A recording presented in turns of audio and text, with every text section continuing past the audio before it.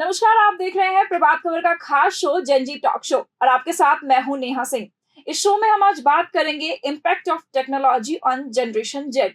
Generation Z इसे कैसे देखते हैं आज के दौर में। जनरेशन जेड गैजेट्स के बिना अपनी दुनिया इमेजिन भी नहीं कर सकते। गैजेट्स के साथ उनका लेना देना बहुत ही गहरा हो चुका है। उनके साथ गैजेट्स के बिना वो रह नहीं सकते। नई रिसर्च में सामने आया है कि 66% ऑफ द जनरेशन जेड एक साथ एक से ज्यादा गैजेट्स का इस्तेमाल करता है। एक बार में वो एक गैजेट्स या एक सोशल प्लेटफॉर्म पे नहीं रहता, एक साथ कई प्लेटफॉर्म्स को यूज करता है।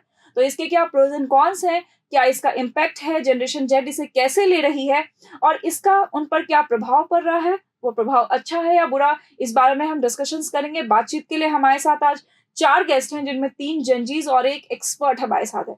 सबसे पहले मैं आपको जेनजी से इंट्रोड्यूस कराऊं। हमारे साथ है कशिश, हमारे साथ हैं जयेश और हमारे साथ है रैन। ये तीनों सेंट जेवियर्स से हैं और हमारे साथ आज इस जेनजी टॉक शो में मौजूद है। और आपको मैं बता दूं कि हमारे साथ एक्सपर्ट के तौर पर है मेजर विनीत कुमार, जो फाउंडर और ग्लोबल प्रेसिडेंट हैं साइबर पीस में। आप सबों का बहुत बहुत स्वागत है सर हमारे इस खास कार्यक्रम में। तो चलिए इस कार्यक्रम की शुरुआत करते हैं। आज हम इस कार्यक्रम की शुरुआत विनीत जी से करेंगे। आप सबसे पहले मुझे ये बताएं कि ये जो जेनजीज का जो वर्ल्ड चल रहा है, ये टेक्नोलॉजी जो इतनी सारी है, इसके प्रोज एंड कॉन्स क्या है, आपको क्या लगता है?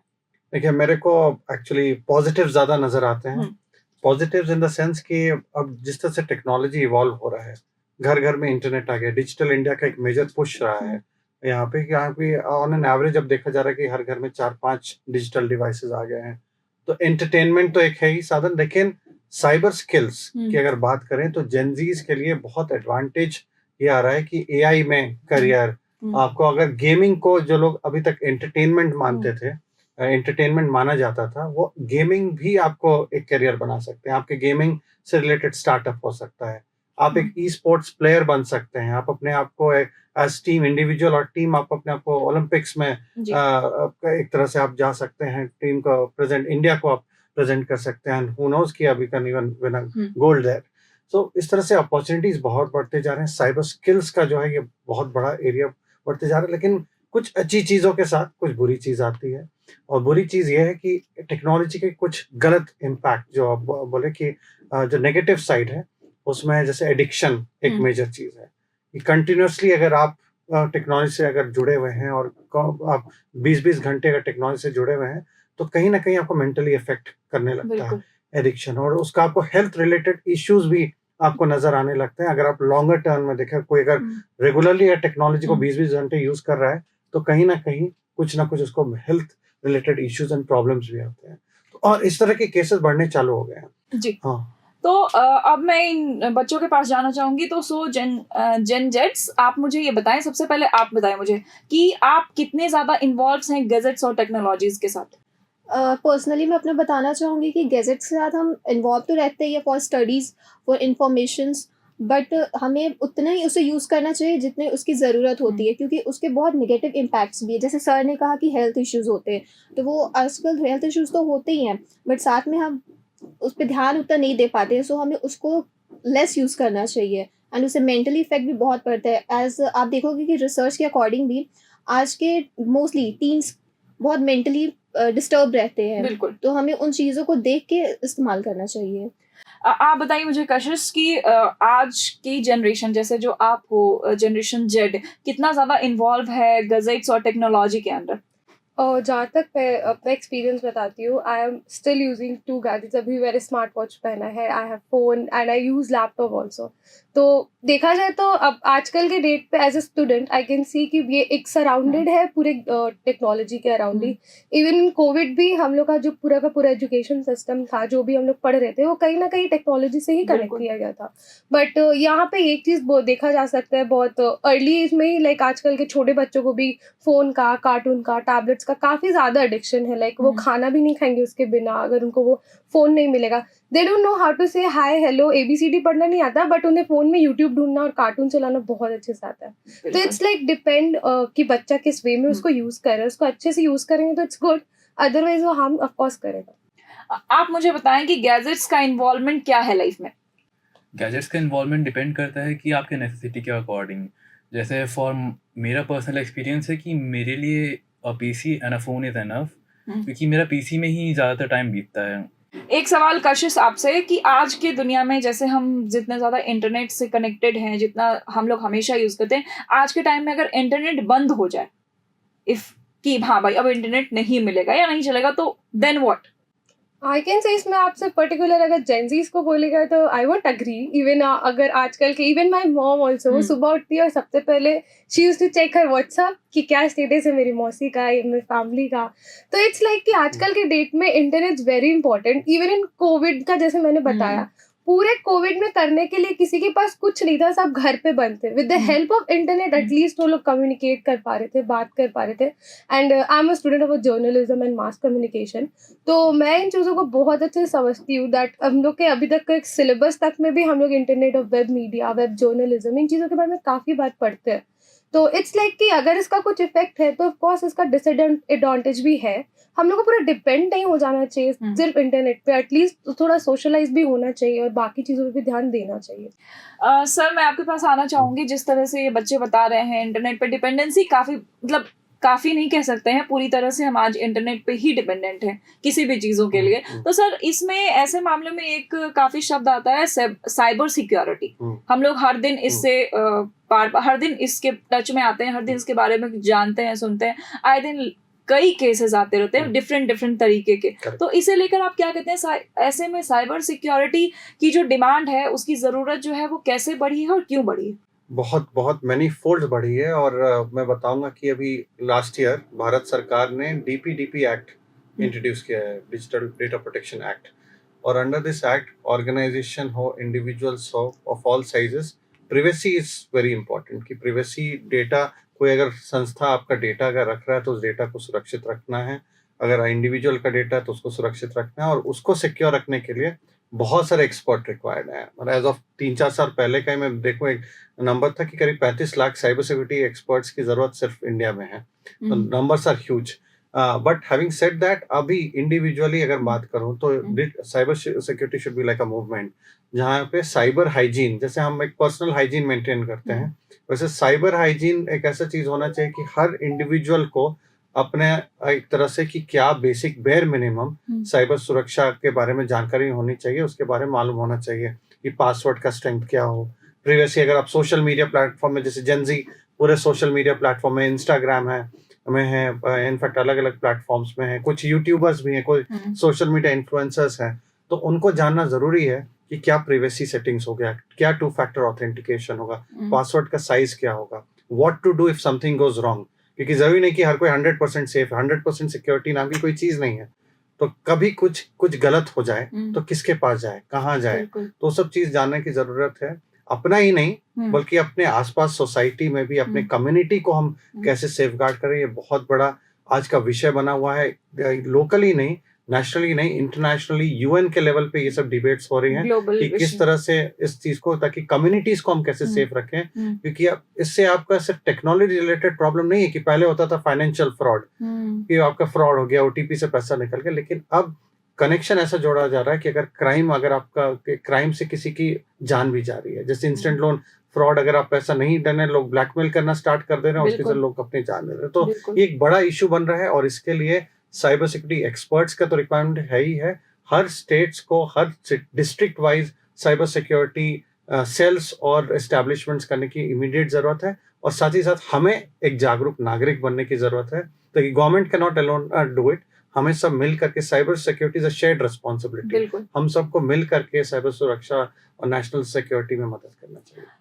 जी, बहुत सही बात है। साइबर सिक्योरिटी की बहुत ज़रूरत है। हमें सबको समझना चाहिए कि साइबर सिक्योरिटी हमारे लिए कितना इम्पोर्टेंट है, क्योंकि हम अगर दिन के 24 घंटे में अगर 16 घंटे जगते हैं, तो 16 में से 15 घंटे हमारे फ़ोन और बाकी लैपटॉप्स एंड ऑल इनके साथ बीता है, इंटरनेट के साथ बीता है। तो ऐसे में साइबर सिक्योरिटी की ज़रूरत काफ़ी बढ़ जाती है। मैं आपसे एक सवाल पूछना चाहूँगी रेन, कि less tolerance for technical errors, ये काफ़ी ट्रेंडिंग टर्म है अभी, तो काफ़ी ज़्यादा होता है। हमने बहुत सारे केसेस देखे हैं कि इंटरनेट नहीं चल रहा है तो लोग काफ़ी परेशान हो गए, फ़ोन फेंक दिया, काफ़ी बच्चे अपना फ़ोन फेंक देते हैं। दे आर नॉट लाइक, मतलब टॉलरेट नहीं होता 2 मिनट के लिए इंटरनेट भी बंद हो जाए। तो इसको आप कैसे देखते हैं? ये क्या आपके साथ कभी हुआ है? मेरे साथ भी होता रहता है, क्योंकि मेरा आई डोंट नो समहाउ कभी-कभी मंथली बेसिस पे भी मेरा नेटवर्क इश्यू होता है। तो मेरा पर्सनल एक्सपीरियंस कहता है कि अगर नेटवर्क इशू हो रहा है या फिर किसी भी टाइप का टेक्निकल इशू हो रहा है, चाहे मेरा पीसी हो, चाहे मेरा फ़ोन हो, तो मैं उस पे ज़्यादा प्रेशराइज़ नहीं करता हूँ। मैं हम्म। कोई भी अपना दूसरा काम लग जाता हूँ, जैसे कोई कुकिंग हो गया या फिर कोई आर्ट एंड क्राफ्ट हो गया, ये सब मेरा बचपन से ही है, तो मैं अपना माइंड डाइवर्ट करने पे ही ध्यान रखता हूँ कि जब आएगा सब आएगा तब देखा जाएगा। बिल्कुल, आप बताइए।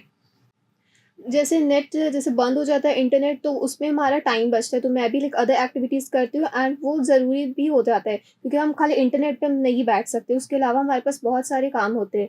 अगर वो एक तरीके से बंद होता है तो हम लोगों से काफ़ी ज़्यादा सोशलाइज करते हैं, हमारा like verbal communication, face to face communication होता है, तो वो ज़रूरी भी है। उससे हमारी लाइक थिंकिंग भी बढ़ती है, हम ज़्यादा अदर चीज़ के बारे में भी सोच सकते हैं फ़ोन से हट के। और एक पॉइंट मैं ऐड बिल्कुल। करना चाहूंगा कि आजकल कुछ कुछ जगह पे ये भी देखा गया कि डिजिटल फास्टिंग की एक टेक्निक है हाँ। जो लोग अपना रहे हैं, बिल्कुल। कि शायद संडे या किसी एक दिन अपने आप को थोड़ा सा टेक्नोलॉजी से दूर होने की कोशिश करते हैं और बाकी सोशली कनेक्ट करने की हाँ। कोशिश करें। तो यूरोप और बाकी कंट्रीज में इसको बहुत लोग हैं जो कि फॉलो करना स्टार्ट कर दिए हैं। हो सकता है ये कल्चर इंडिया में भी आ जाए। जल्दी ही आएगा ये कल्चर इंडिया में भी, क्योंकि जितनी निर्भरता बढ़ी है इंटरनेट के लिए, लोगों की फोन गैजेट्स के लिए बढ़ी है, तो ये अब काफी जरूरी हो जाएगा। मेंटल पीस के लिए भी, सोशल पीस के लिए भी, और फैमिलियर हर तरीके के पीस के लिए काफी जरूरी चीज है। तो कशिश, आप मुझे बताइए कि इसमें काफी पर्सनलाइजेशन होता है। जब हम गैजेट्स को यूज करते हैं तो वी ऑलवेज वांट पर्सनलाइजेशन। हमें हर चीज चाहिए बट पर्सनलाइज चाहिए। आज के टाइम पे अवतार हम देख लें, या फिर कोई भी हम सेटल करते हैं, जो हम अपना GIF भी बनाते हैं पर्सनली, तो काफी पर्सनलाइज्ड हो रही है चीजें। कोई भी सेम दिखना नहीं चाहता। ये एक ऐसी दुनिया है जो बिल्कुल भी सबको एक यूनिक आइडेंटिटी चाहिए। वो ऑलरेडी हमारे पास है, बट स्टिल उसको सोशल मीडिया पे भी चाहिए। अगर हम 5 लोगों से कनेक्ट है तो उस 5 में भी अलग अलग स्पेशलाइजेशंस चाहिए। तो इसको आप कैसे देखती हैं, इस पर्सनलाइजेशन को? आई पर्सनली फील कि इस चीज़ के वजह से ना यूथ में आजकल कंपैरिजन काफ़ी ज़्यादा बढ़ गया है, एज शो ऑफ भी काफ़ी ज़्यादा होता है। लाइक बड़े बड़े इन्फ्लुएंसर होते हैं, यूट्यूबर्स होते हैं जो अपना फॉल्स लाइफ का फॉल्स क्लेम करते हैं कि मेरी लाइफ ऐसी है, मेरी लाइफ ऐसी है। बट द पॉइंट इज कि यूथ इतना ज़्यादा डिपेंडेंट है आजकल के ज़माने में, सोशल मीडिया में इतना इन्वॉल्व है कि उनको लगता है कि ओ इट्स ट्रू, तो हमें भी उनके जैसे लाइफस्टाइल चाहिए। और वो लोग अपना बैकग्राउंड और अपनी फैमिली को नहीं देखते हैं, अब वो किस बैकग्राउंड से बिलोंग करते हैं। They just want to copy them, और या तो फिर उनसे हट के कुछ अलग करना चाहते हैं, और उस चीज़ में कई बार वो लोग अपने पर्सनल लाइफ को हैम्पर कर देते हैं। कई बार ऐसी पर्सनल चीज़ें जो काफ़ी प्राइवेट होती है, they use to put it on social media just for the sake of famous होने की वजह से, जो कि काफ़ी ज़्यादा गलत है। लाइक इन चीज़ों को लेके काफ़ी ज़्यादा प्राइवेट होना चाहिए। जैसे AI है, उस चीज़ का काफ़ी ज़्यादा मिसयूज़ होता है। लाइक ऐसे तो पूरा टेक्नोलॉजी और जितना भी डिजिटलाइजेशन होता है, इट्स जस्ट कि आप लोग का लाइफस्टाइल ईजी रहे, बट उस तक रहा नहीं जाता है। उसको बियॉन्ड उसके जाके उसको किसी ना किसी वे में थोड़ा खराब करने की कोशिश की जाती है। आज के इस टॉक शो में आखिरी सवाल मैं विनीत जी से पूछूंगी। हमारा जो निर्भरता बढ़ रही है, और ये काफी प्रोज एंड कॉन्स दोनों हमने डिस्कस किए, तो प्रोज के साथ एक टर्म आ रहा है जिग इकोनॉमी। तो इसको आप टेक्नोलॉजी के एडवांसमेंट से इकोनॉमी को कनेक्ट करके कैसे देखेंगे? देखिए, एडवांसमेंट मैं तो बोलूँगा जितना एडवांस करे technology is directly proportional to the growing economy.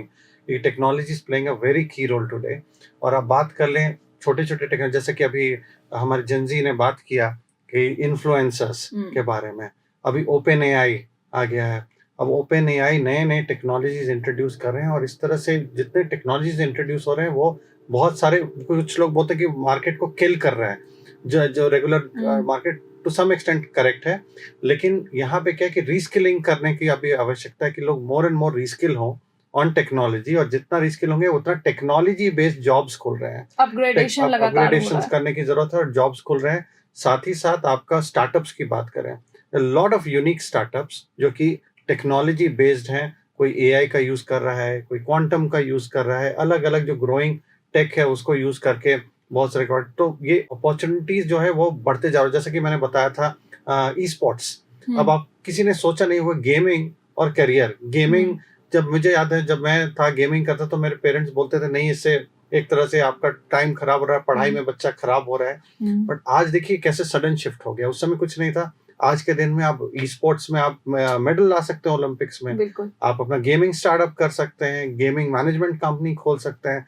Plenty of opportunities खुल के, जो पहले ट्रेडिशनल वे में नहीं थे। आज के दिन में वो सब जो ऑब्वियसली जो पहले इंजीनियर, डॉक्टर और इसमें ही हमारे पास सेट कैरियर्स थे, आज के दिन में आप बताइए कोई बोल सकता है मैं ई स्पोर्ट्स कोच हूँ, that is a new career that has come. Exactly. मैं एआई में कुछ एक स्पेसिफिक, मैं चैट जीपीटी आप कह सकते हैं ऑपरेटर हूँ, हाँ दैट इज वन बिल्कुल। ऑफ द, ये सब नए नए अपॉर्चुनिटीज खोल रहे हैं। And definitely all of this, आप देखिए पहले का अगर कंपेयर करें 15 साल पहले, तो हमारा जो टॉप कंपनीज जो थी वर्ल्ड ओवर, वो ऑयल कंपनीज और ये सब डोमिनेट करती थी। हम्म। आज आप उठा लीजिए आप डेटा, आपको दिखेगा कि आप गूगल हाँ टॉप 5 कंपनीज में है। तो इस सब, तो दैट क्लियरली शोज कि economy is like growing pretty fast when it comes to tech, and tech companies are going up day by day. Last year इस टाइम में शायद कोई चैट जीपीटी को जानता नहीं होगा। हम्म।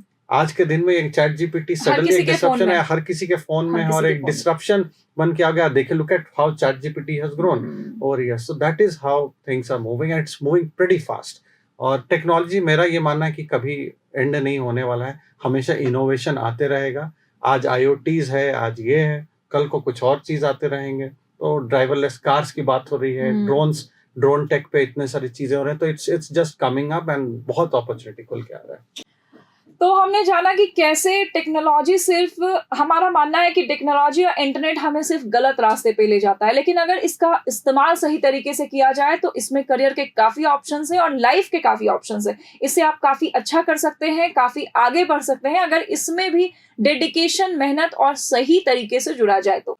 आज के इस खास शो में हमने बात की एडवांसमेंट ऑफ टेक्नोलॉजी के बारे में, इम्पैक्ट क्या है जनरेशन जेड का टेक्नोलॉजी पर। इस जेनजी टॉक शो में हम लगातार बात करते हैं। इससे पहले हमने बात की थी वोटिंग राइट्स, वोटिंग को लेकर, इसके अलावा लाइफस्टाइल को लेकर हमने बात की थी, गेमिंग को जाना था, सोशल मीडिया को जाना था। आपके लिए हम लगातार हर हफ्ते एक नया एपिसोड लाते हैं और जानते हैं इन जनरेशन जेड के बारे में, इनकी लाइफस्टाइल को लेकर, ये क्या सोचते हैं अलग अलग चीजों को लेकर, ये अपनी लाइफ कैसे बिताना चाहते हैं, इसे लेकर। आज के लिए मुझे दीजिए इजाजत और आप देखते रहिए प्रभात खबर। प्रभातखबर.com, विश्वास वही, रफ्तार नहीं।